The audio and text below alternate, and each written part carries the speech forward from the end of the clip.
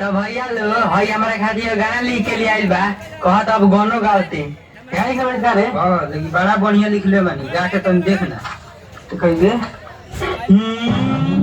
पी के आइल बलमुआ ताड़ी हां रात भर लो सरले बस साड़ी साड़ी में फसल ओ करे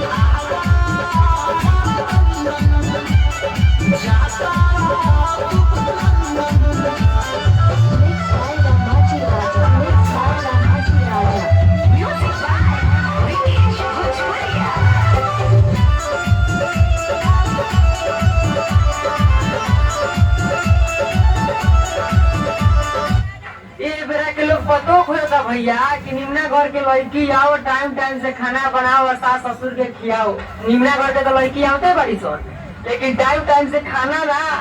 टाइम टाइम से इंस्टाग्राम पर रील बनाओ तारी सर।